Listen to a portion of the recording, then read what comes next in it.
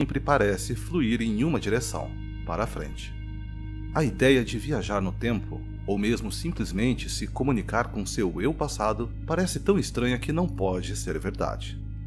Então, por que no nível quântico, a informação parece estar fazendo exatamente isso? O quê? Você não notou partículas se comunicando para trás no tempo? Bem, talvez precisamos falar sobre a estranheza da mecânica quântica. É um efeito que, se compreendido, poderia um dia nos trazer tecnologias como a comunicação mais rápida que a luz, ou mesmo viagens mais rápidas que a luz, se pudermos aproveitá-lo de alguma forma. Mas mesmo que não possamos, é uma visão inegavelmente estranha do mundo invisível ao nosso redor. Eu sou Denis Ariel e você está assistindo ao Não Parece Possível. Em alguns vídeos anteriores, mencionei que os objetos exigiriam energia infinita, até mesmo para ir rápido o suficiente para atingir a velocidade da luz. Então, como algo poderia ir tão rápido a ponto de inverter a direção normal do tempo e chegar a um destino não apenas instantaneamente, mas antes mesmo de partir? Nem sempre a luz pode fazer isso, e a luz é a coisa mais rápida que conhecemos. Bem, essa regra sobre nada viajar mais rápido que a luz é mais verdadeira para a macroescala do universo em que vivemos. E por macroescala, quero dizer tudo significativamente maior que um átomo. Mas o físico John Stuart Bell notou uma exceção a essa regra quando se trata de partículas quânticas emaranhadas. Ok, vamos começar por aí. O que é uma partícula quântica emaranhada? Na física quântica, é possível colidir duas partículas de forma a ligá-las, de modo que, ao medir uma partícula, você aprenda coisas sobre a outra. Por exemplo, se você sabe que as partículas originalmente tinham um momento total de zero, e você aprende o momento de uma das novas partículas quânticas emaranhadas, você sabe que o momento da outra partícula será exatamente o inverso, certificando-se de que o total permaneceu zero. Efetivamente, ao medir uma partícula, você pode aprender coisas sobre a outra.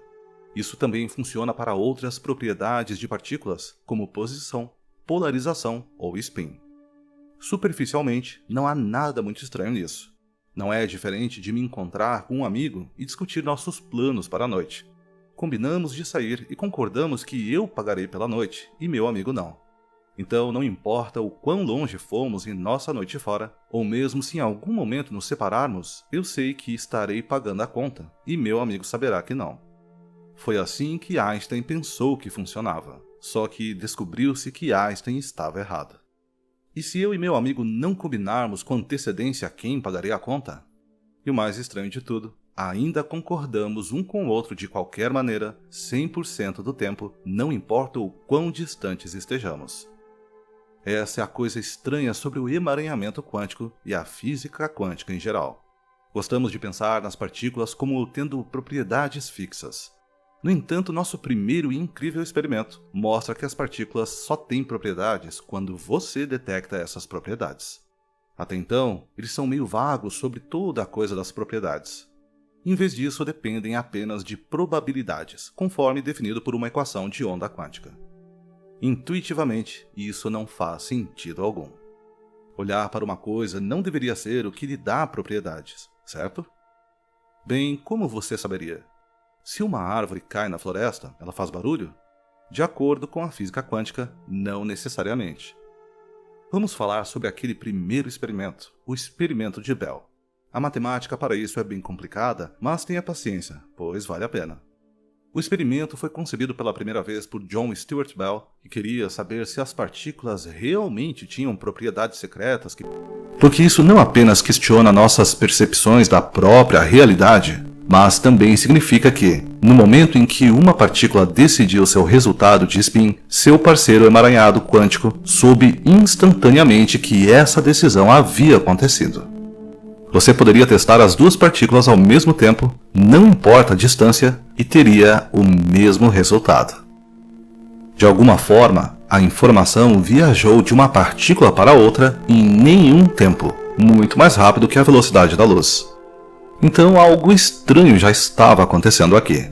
Esse resultado refutou as previsões de Einstein e mostrou que algumas informações parecem ir mais rápido que a velocidade da luz. mas podemos dar um passo adiante e obter informações que voltem no tempo.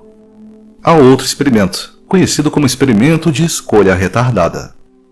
Seu objetivo principal era explorar a natureza fundamental da luz, se era uma onda ou uma partícula, e descobrir quando ela decidiu ser uma ou outra. Experimentos como o da dupla fenda já haviam feito isso no passado, com resultados mistos. Às vezes, a luz se comportava como uma onda, criando padrões de interferência nos detectores que só poderiam acontecer se fosse uma onda interferindo nela mesma. Mas às vezes se comportava como uma partícula, atingindo apenas um único ponto em um detector. Mas o mais desconcertante de tudo, parecia mudar como se comportava dependendo se você estava observando seu caminho através do espaço ou não. Se ela pudesse passar por vários caminhos e ninguém estivesse olhando para ver por qual ela passava, a luz simplesmente passava por ambos como uma onda. Mas quando observado, passava por apenas um como uma partícula. Esse resultado foi bastante desconcertante e por si só merece um vídeo exclusivo. Mas, em 2006, vários cientistas deram um passo adiante ao fazer uma pergunta interessante. O que aconteceria se você tentasse observar a luz depois que ela tivesse que escolher um caminho? Considere o experimento. Um único fóton é enviado para um divisor de feixe, com uma chance de 50/50 de continuar seu caminho ao longo do caminho 1, ou de ser refletido ao longo do caminho 2. Uma vez em qualquer caminho, o fóton é refletido nos espelhos, com ambos os caminhos reconvertendo aqui, onde outro divisor de feixe é inserido. Mais uma vez, o fóton tem 50% de chance de ir para qualquer um dos lados, com chance igual de chegar a um dos dois detectores. Se a luz fosse apenas uma partícula, enviar um único fóton para esse experimento daria a você uma chance igual de chegar a um detector ou outro. Você não seria capaz de dizer para onde foi, pois os dois divisores de feixe tornam isso impossível de saber. Mas você poderia ver onde acabou. No entanto, isso não ocorre. Quando o segundo divisor de feixe está presente, a luz produz um padrão de interferência, indicando que o único fóton percorreu os dois caminhos, esbarrando em si mesmo antes de passar para os dois detectores. Isso parece uma forte evidência de que a luz é uma onda,